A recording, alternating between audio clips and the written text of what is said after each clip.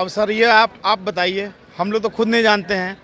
यदि सबका काउंसलिंग हो चुका है, काउंसलिंग के बाद सिर्फ रिजल्ट निकालना है, इसमें किसकी नीयत में खोट है? बिहार तकनीकी सेवा आयोग की नीयत में खोट है, सरकार की नीयत में खोट है, पुराने सरकार की नीयत में खोट था। अभी तो हम लोग की काउंसलिंग के बाद 2 बार सरकार बदल गई और मांग हम लोग की सिर्फ एकमात्र मांग है, नियुक्ति नियुक्ति नियुक्ति।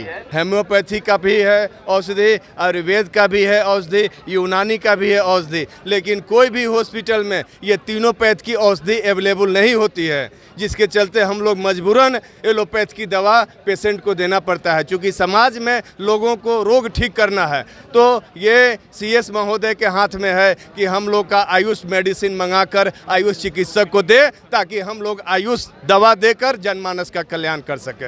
आपने बोला कि एमबीबीएस और आयुष में क्या अंतर है? एमबीबीएस में रेगुलर बहाली होता है, लेकिन आयुष में रेगुलर बहाली नहीं होता। आयुष का बहाली 20 साल से लटका हुआ है। आयुष के लोग जहाँ हैं वहीं हैं।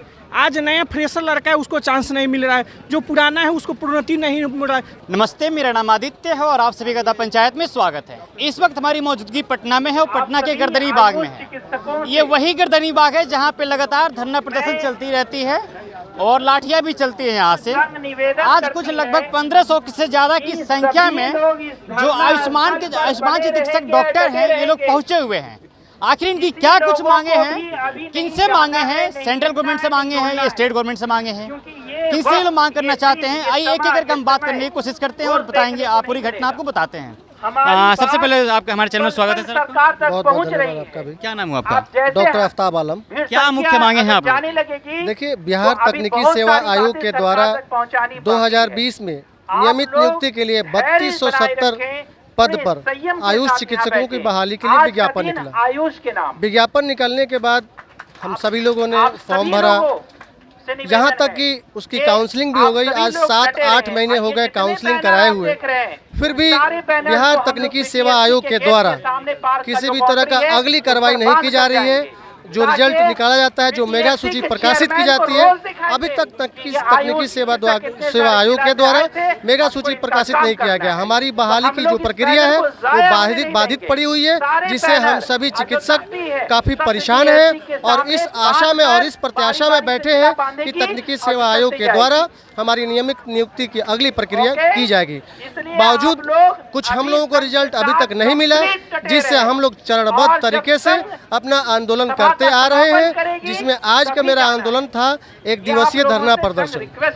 लगभग आप लोग का 32 से 70 डॉक्टर्स का काउंसलिंग करा के उसके बाद आप लोग की नियुक्ति पत्र नहीं दी जाती, यही बात है ना? बिल्कुल यही बात नहीं दी जा रही है। अब सर ये आप बताइए, हम लोग तो खुद नहीं जानते हैं। यदि सबका काउंसलिंग हो चुका है, काउंसलिंग के बाद सिर्फ रिजल्ट निकालना है, इसमें किसकी नीयत में खोट है? बिहार तकनीकी सेवा आयोग की नीयत में खोट है, सरकार की नीयत में खोट है, पुराने सरकार की नीयत में खोट था। अभी तो हम लोग की काउंसलिंग के बाद 2 बार सरकार बदल गई, तो हम लोग खुद समझ नहीं पा रहे हैं कि इतनी बड़ी कौन सी समस्या है, कौन सा मतलब रॉकेट साइंस लगाना है इसको रिजल्ट को निकालने में, ये हम लोग खुद समझ नहीं पा रहे हैं। क्यों रिजल्ट में लेट हो रहा है? मांगे कौन सी सरकार से? हमारी मांग सरकार से और तकनीकी सेवा आयोग से। सरकार जाहिर सी बात है, सरकार से मांगे आप लोग? बिल्कुल बिल्कुल जाहिर सी बात है, जो सरकार अभी सत्ता में है उससे मांग करेंगे। इसके पहले जो सरकार थी सत्ता में, उससे मांग की थी। और तकनीकी सेवा आयोग माध्यम है बीच का, और चूंकि तकनीकी सेवा आयोग के ऊपर सारी जिम्मेवारी है, इसलिए उसकी ही जिम्मेवारी बनती है कि हम लोगों को आगे का रास्ता बताए कि क्यों रिजल्ट लेने में लेट हो रहा है। और मांग हम लोग की सिर्फ एकमात्र मांग है, नियुक्ति नियुक्ति नियुक्ति। आप लोग का मेन रोल क्या होगा सोसाइटी में अगर आप लोग को नियुक्ति पत्र मिल जाती है तो? नियुक्ति पत्र यदि मिल जाता है तो मैं एक बात स्पष्ट कर देता हूं कि जो 3270 आयुष चिकित्सक हैं, बहाली 3270 की होगी, लेकिन 12,000 आयुष चिकित्सक और उनके साथ जुड़े हुए लाखों परिवार, उनके लिए तेजस्वी यादव, माननीय तेजस्वी यादव हमारे जो हैं और हमारे नीतीश कुमार जी हैं, वो लोग हमेशा हमेशा के लिए उनकी नज़र में इतने ऊंचे हो जाएंगे कि उनका इकबाल हमेशा बुलंद रहेगा। बहाली की प्रक्रिया क्या थी आप सभी की? बहाली की प्रक्रिया देखिए, शुरुआत में जो हम लोग जिस समय बहाली हम लोग की हुई है, उस समय एग्ज़ाम दे करके आज से 8 साल पहले हम लोगों को समायोजन किया गया, नियोजन किया गया। नियोजन करने के बाद 8 साल हम लोग ड्यूटी करते हुए हो गया। पूरे कोविड में हम लोगों ने कोविड ड्यूटी किया, कहीं बाढ़ आती है, आयुष बाढ़ ड्यूटी में जाता है। आप किसी पीएचसी में चले जाएं, एपीएससी में चले जाएं, कहीं पे आप चले जाएं, नाइट ड्यूटी में चले जाएं, इमरजेंसी ड्यूटी में चले जाएं, वहाँ पे आप पता करें जा करके कि डॉक्टर साहब आप कौन हैं, तो पता चलेगा कि वो आयुष चिकित्सक है। आयुष चिकित्सक इतना काम कर रहा है और हर जगह पे लगा हुआ है, उसके बावजूद बिल्कुल मतलब जो एमबीबीएस चिकित्सक हैं उनसे एक तो आधी सैलरी, और उसके बाद से 2 बार 3 बार 4 बार उनकी बहालियां हो गई, और हम लोग की बहाली 28 साल से लटकी हुई है। और एक बहाली आई भी है तो 2 साल 2.5 साल बहाली में दौड़ा रहे हैं। और इवन ये जो फरवरी 2022 में काउंसलिंग कंप्लीट हो चुकी है, सिर्फ रिजल्ट प्रकाशित करना है, उसमें आप लगा लीजिए कितने महीने हो गए फरवरी 2022 से लेकर अभी तक। ये हम लोग की समझ से परे है। किस तरह का रॉकेट साइंस इसमें लगाना है रिजल्ट निकालने में, ये सरकार की तरफ से रॉकेट साइंस लगना है या तकनीकी आयोग की तरफ से रॉकेट साइंस लगना है। कुल मिला के बात एक है कि हम लोग को रिजल्ट नहीं मिल रहा है, और हम लोग का मानसिक प्रताड़न और सामाजिक प्रताड़न हो ही रहा है, और घर में जो हम लोग परेशान है सो है ही। अब हम लोग को जब अंत में कुछ नहीं समझ में आएगा और यदि रास्ता नहीं मिलता है, तो हमारे अध्यक्ष महोदय ने भी कहा है, और हमारे मतलब हमारे कुछ लोग इतने मानसिक रूप से इतने क्षुण हो चुके हैं कि एकदम आत्मदाह के लिए वो बाध्य होंगे, और सरकार ही उनका आत्मदाह करवाएगी। क्या करेंगे बताइए? आत्मदाह करना कोई रास्ता थोड़ा ना है। रास्ता नहीं है तो कोई रास्ता मिल भी तो नहीं रहा है। अब आप बताइए, जिसकी उम्र 40 साल पार कर चुकी है, जो 10 साल से 20 12 साल 13 साल से जो ड्यूटी कर रहा है, अब वो इस उम्र में कहाँ जाएगा बताइए? 45 साल की उम्र का व्यक्ति क्या करेगा? अब क्लिनिक खोलने जाएगा, यदि वो अभी तक नौकरी कर रहा है तो क्लिनिक नहीं खोल पाया है, क्या करेगा वो? किस तरह से उसके परिवार पलेंगे? अब अभी आप लोग कैसे काम करते हैं? अभी हम लोग सरकार जो काम हम लोग को देती है, पीएससी में ड्यूटी करना, एपीएससी में ड्यूटी करना, बाढ़ ड्यूटी करना, मेला ड्यूटी करना, कोविड ड्यूटी करना, कहीं हैजा फैल जाए उसमें ड्यूटी करना, किसी तरह की महामारी हो जाए, मेला में कहीं ड्यूटी लग जाए उस समय में, कहीं कोई नेताजी आ जाए उस समय, अरे भैया हर जगह आयुष, सिर्फ आयुष काम के लिए, सिर्फ आयुष।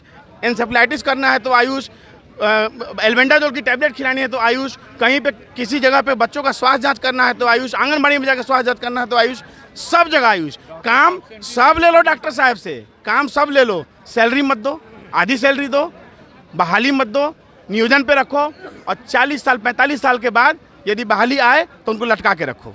यही कितने दिनों से ड्यूटी कर रहे हैं अभी आप लोग?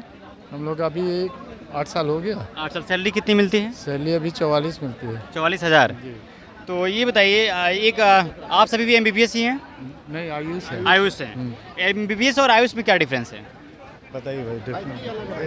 हाँ बताइए सर। एमबीबीएस और आयुष में अंतर कुछ नहीं है। वो एलोपैथ दवा ही प्रिस्क्राइब करते हैं, और हम लोग को भी बाध्य होना पड़ता है एलोपैथिक दवा देने के लिए, क्योंकि हम लोग का आयुष पद्धति हेम्योपैथी का भी है औषधि, आयुर्वेद का भी है औषधि, यूनानी का भी है औषधि। लेकिन कोई भी हॉस्पिटल में ये तीनों पैथ की औषधि अवेलेबल नहीं होती है, जिसके चलते हम लोग मजबूरन एलोपैथ की दवा पेशेंट को देना पड़ता है। क्योंकि समाज में लोगों को रोग ठीक करना है, तो ये सीएस महोदय के हाथ में है कि हम लोग का आयुष मेडिसिन मंगाकर आयुष चिकित्सक को दे, ताकि हम लोग आयुष दवा देकर जनमानस का कल्याण कर सके।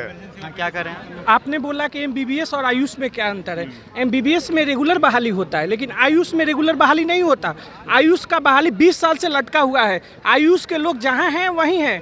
आज नया फ्रेशर लड़का है, उसको चांस नहीं मिल रहा है। जो पुराना है उसको प्रोन्नति नहीं मिल रहा है, नियमितीकरण नहीं हो रहा है। जो कम ज़्यादा उम्र में जाकर रिटायर हो जा रहे हैं, सभी का मनोबल टूट रहा है। सरकार काम लेती है मेला में, सरकार काम लेती है महामारी में, सरकार काम लेती है आइसोलेशन में। सरकार यहाँ तक कोरोना में भी बहुत सारे डॉक्टर जो आयुष के हैं वो मारे गए, लेकिन सरकार को ये नहीं दिखता कि इन आयुष को प्रमोशन देकर, प्रोन्नति देकर नियमितीकरण करना चाहिए। ये आयुष को मनोबल को तोड़ता है। आज हम लोग इस स्थिति में पहुंचे हैं कि आयुष आत्मदाह पर सोच रहा है। आयुष इतने नीचे गिर चुका है, जो बहाली नया फ्रेशर है वो भी सोचता है कि मेरा भविष्य क्या होगा। सोचिए, जब इस तरह से बिहार का आयुष का ये स्थिति होगा तो एक लड़का कैसे सोच सकता है कि हम जाके आयुष की पढ़ाई करके और अच्छा एक डॉक्टर बन सके। जब हम ही लोग का मनोबल इतना टूटा हुआ है तो एक फ्रेशर क्या सोचेगा।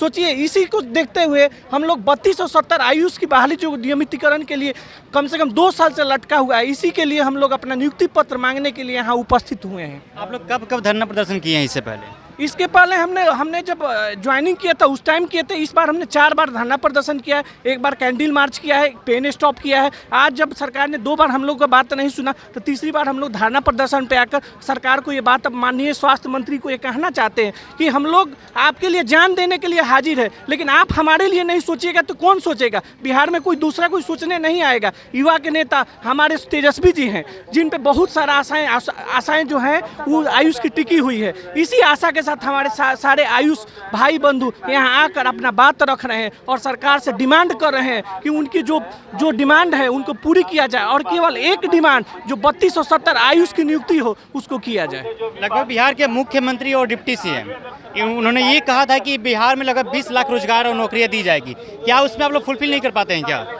देखिए, ये तो विभाग की बात है, लेकिन हम लोग को बहुत सारी आशाएं हैं हमारी स्वास्थ्य मंत्री से। युवा ब्रिगेड के जान है, इसलिए हम लोग चाहेंगे कि जो सबको सुन रहे हैं तो हमारी भी सुने, और हम लोग इसी सुनने के लिए यहाँ उपस्थित हुए हैं।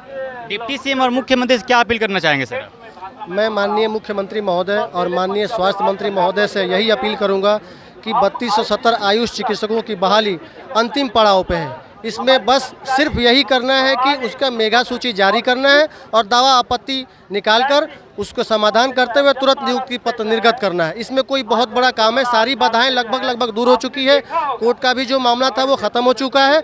बस सिर्फ मेगा सूची प्रकाशित करना है और दावा आपत्ति प्राप्त करके उसका समाधान करके सीधे नियुक्ति पत्र देना है। जैसे माननीय स्वास्थ्य मंत्री और मुख्यमंत्री महोदय के साथ अभी पिछले कुछ महीने नियुक्ति पत्र दिया गया था किसी विभाग के कर्मियों को, पदाधिकारियों को, मत्स्य और जल संसाधन विभाग में नियुक्ति पत्र दिया गया था। इसी तरह से मैं माननीय मुख्यमंत्री महोदय और माननीय स्वास्थ्य मंत्री महोदय से ये अनुरोध कर रहा हूं कि हमारी आयुष चिकित्सकों की 3270 की जो बहाली है यथाशीघ्र मेगा सूची प्रकाशित करने के बाद नियुक्ति पत्र दें। डिप्टी सीएम से कितना उम्मीद है सर आपको? बहुत उम्मीद है डिप्टी सीएम से, इसलिए बहुत उम्मीद है कि देखिए, जिस समय वो विपक्ष में थे उस समय उनका एक वीडियो रिलीज हुआ था जिसमें वो संसद में बोल रहे थे।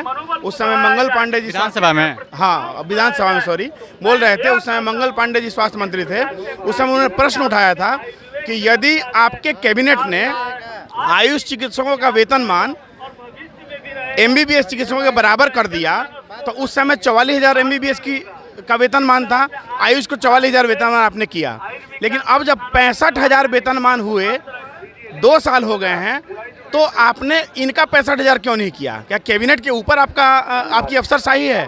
तो वो देख करके हम लोग को बहुत आशा जगी थी। हम लोग ये नहीं जानते थे कि सरकार इस तरह बदलेगी, लेकिन वो देख करके हम लोग को बहुत आशा जगी। और जब वो स्वास्थ्य मंत्री बन गए तो हम लोग को और हिम्मत हुई कि जो हमारे लिए इतना सोच सकते हैं वो अब स्वास्थ्य मंत्री बने तो पक्का हम लोग का भला होगा। चलिए, इनकी पूरी प्रोसेस हो चुकी है, सिर्फ काउंसलिंग उसी सब कुछ हो चुकी है, सिर्फ नियुक्ति पत्र बाकी, हम लोगों को काउंसलिंग वगैरह सब कुछ हो चुकी है, नियुक्ति पत्र बाकी है। उसके लिए लगातार बार आंदोलन कर रहे हैं, कैंडल मार्च कर रहे हैं। लगभग इनकी संख्या 3270 है। पूरे बिहार भर से 3800 जिला से ये लोग यहाँ पे पटना के गर्दनी बाग में पहुंचे हुए हैं, दूर दराज एरिया से, इलाकों से। और इनकी क्या कुछ मांगे हैं आपने सुना। तो ऐसे ही तमाम वीडियो के लिए बने रहिए पंचायत के साथ। तब तक के लिए बहुत बहुत शुक्रिया।